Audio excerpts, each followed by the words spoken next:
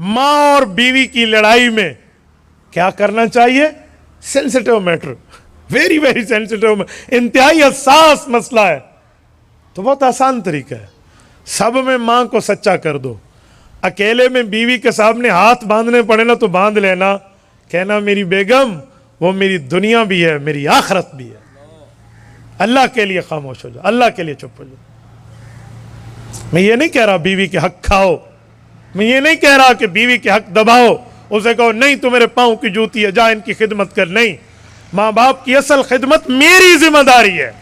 मेरी घरवाली करती है तो उसकी शाबाश, नहीं करती तो जिम्मेदारी मेरी है।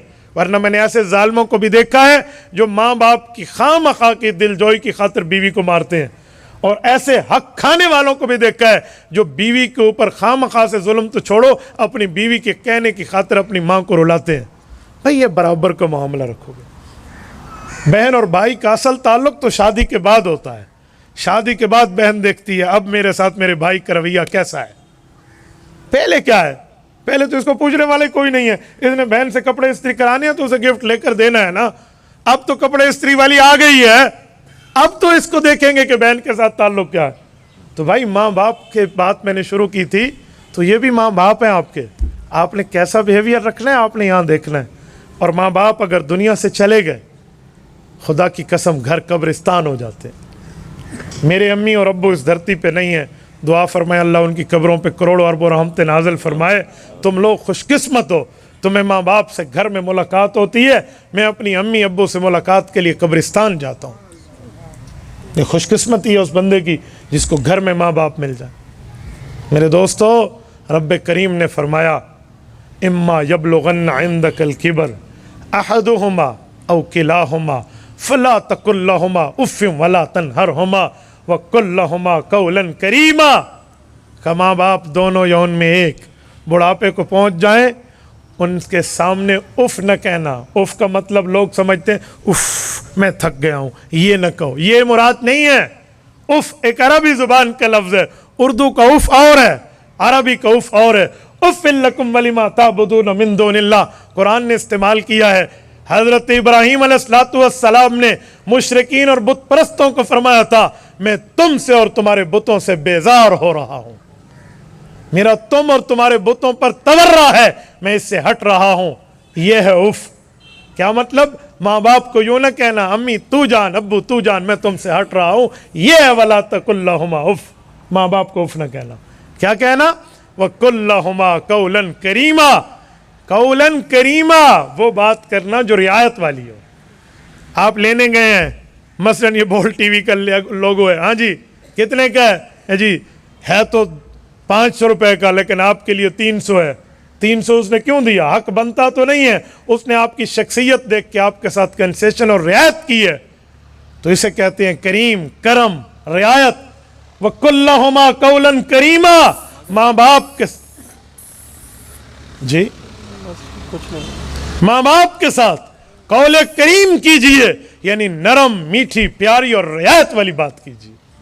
तो मेरे दोस्तों, मैं बात का खुलासा और समरी पेश करके बात को ठिकाने लगाने लगा हूँ। माँ बाप की इस दुनिया में भी कदर करो तो आखिरत में माँ बाप की वजह से रब के फरिश्ते आपकी कदर करेंगे। बस इज़्ज़तों के ताज पहनाए जाएंगे, खुदा की कसम इज़्ज़तों के ताज पहनाए जाएंगे।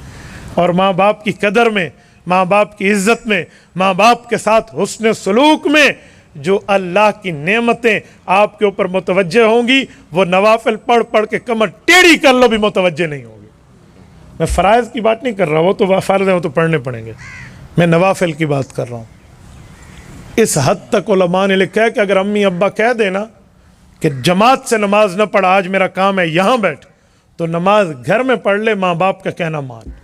हाँ, अगर माँ बाप नमाज ही से रोक दे तो फिर नमाज पढ़नी पड़ेगी, क्योंकि शरीयत का हुक्म है। लेकिन जमात किसी वजह से माँ बाप ने छोड़ने की बात की है तो माँ बाप का कहना मान। माँ बाप होते हैं।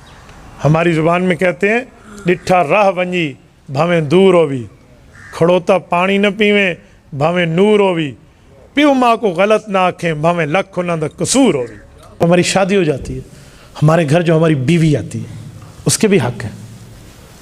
बीवी के हुकूक है भाइयों, बीवी पाँव की जूती नहीं होती। लोग बीवियों को दबाना और मारना जानते हैं। और बाज़ औक़ात जॉइंट फैमिली के मुआशरे में जो बहू आती है ना, बहू की बीमारी नाटक लगती है, बहन की बीमारी हकीकत लगती है। यूँ फ़र्क न करो। ये फ़र्क तुमने किया आज अपनी बहू के साथ, तो कल तुम्हारी बेटी भी किसी की बहू बन के जाएगी।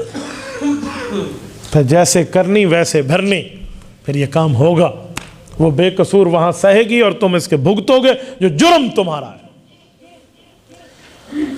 मेरे दोस्तों, बीवी के हुकूक है, आपने उस मामले में उसके साथ नरमी करनी है। मुझे बताएं, औरत टेढ़ी पसली से पैदा हुई है सीधी? हदीस है ना। तो जो टेढ़ी पसली से पैदा हुई वो टेढ़ा काम ही करेगी। उसके टेढ़े काम पे आपने गुस्सा नहीं होना। अगर आप उसके टेढ़े काम पे गुस्सा हुए हैं तो बेवकूफ़ आप है। सीधा काम कर बाबा, उसकी तो फितरत ही टेढ़ा काम करना। हाँ हाँ, जब वो सीधा करे तो आप ताज्जुब करके खुश होंगे, वाह तू सीधा कर रही है, तुझे सीधा काम हो रहा है। तो भाई ये तो इंजॉय लाइफ है, इसको आपने लड़ाई में गुजार देना है। बीवी के साथ हुस्न सलूक है, आशिरूहुन्ना बिल मारूफ। कुरान कहता है अच्छाई के साथ इनके साथ वक्त गुजारो, नाराज ना होना। हम उस कमीने मुआशरे में हैं जहां बीवी दूसरों की और बच्चे अपने अच्छे लगते हैं। हम उस लानती मुआशरे में हैं। हक था मुझे अपनी बीवी अच्छी लगती, जिसके मुंह में निवाला देने पर रब मेरे ऊपर रहमत नाजिल करता है। हम कहाँ बैठे हैं भाई? किस मुआशरे में हम आ गए हैं?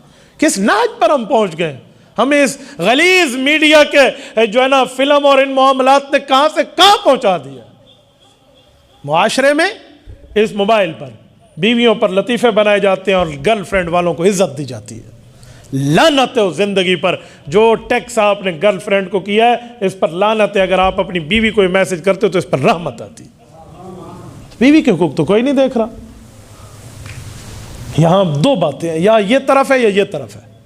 कोई बीवियों की इतनी नाकदरी करता है कि उन्हें अछूत मखलूक बना देता है, ये भी गलत है। कोई बीवियों की इतनी कदर करता है कि शरीयत भी बिगाड़ देता है, ये भी गलत है भाई। हमें मा बैन ज़ालिका सबीला, वो रास्ता इख्तियार करना चाहिए जो शरीयत के मुताबिक हो। सुने, आज कोई अच्छी बात बीवी के माने तो कहते रन मुरीद है, रन थले लग गया, कहते हैं नहीं कहते? सुनो, एक रन मुरीदी है, एक रन गुलामी है। रन मुरीदी का माना है बीवी का दिल खुश करो, इस पर कोई जुर्म नहीं है।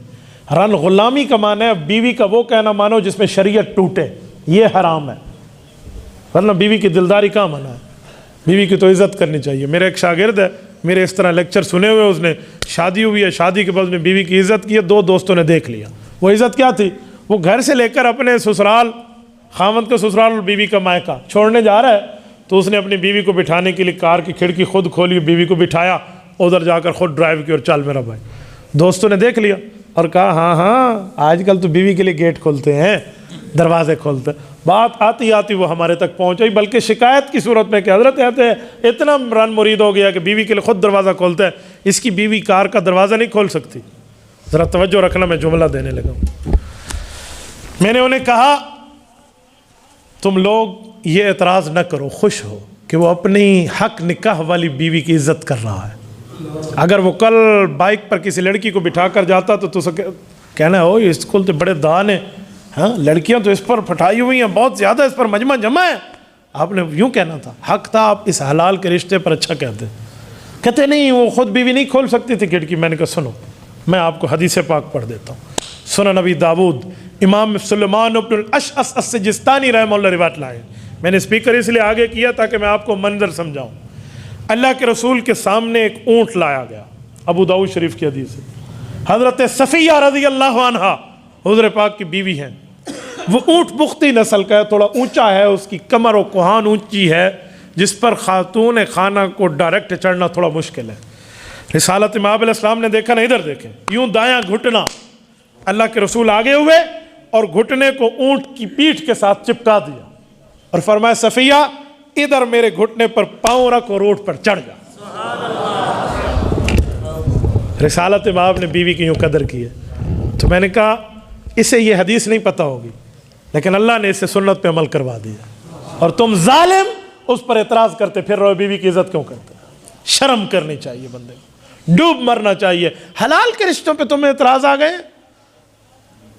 सुनो, घर में बीवी रोती हुई देखे ना तो उसे तसल्ली दिया करो, उसके रोने को नाटक न कहा करो। तुम्हारी भी बेटियां हैं, फिर तुम किस मुंह से अपने दामाद से अपनी बेटी के हुकूक मांगोगे कि इसका दिल न दुखा? इसका दिल तू न दुखा, उसका तेरा दामाद नहीं दुखाएगा। हजरत सफिया रज़ी अल्लाह अन्हा घर में बैठी थी, उम्मुल मुमिनीन है, आपकी और मेरी इस्लामी अम्मा जान है, घर में मौजूद है, आंखों से आंसू जारी है। हुज़ूर पाक अलैहिस्सलाम घर आए हैं। मालकी या सफिया, क्या हुआ, क्यों रो रही हैं? हजरत सफिया ने अर्ज़ किया, या रसूल अल्लाह, मुझे अजीब बातें सुनने को मिलती हैं। आपकी बीवी तो मैं हूँ, लेकिन हूँ तो बनी इसराइल कौम से ना।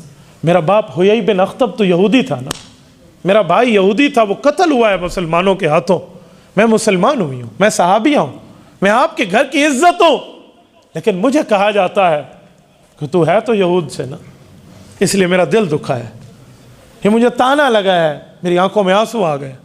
सुने हुजूर पाक का जवाब, क्या दिलदारी की है रिसालत में आपने। फरमाया, सफिया क्यों दिल छोटा करती है, क्यों परेशान होती है? आओ मैं तुम्हें तुम्हारी तसल्ली का सामान देता हूँ। एक काम करो, जो तुम्हें ये कहे उसे कहना, हाँ हाँ मैं बेटी हूँ हज़रत हारून अलैहिस्सलाम की, मैं भतीजी हूँ हज़रत मूसा अलैहिस्सलाम की, और मैं बीवी हूँ मुहम्मदुर रसूलुल्लाह की सल्लल्लाहु अलैहि वसल्लम।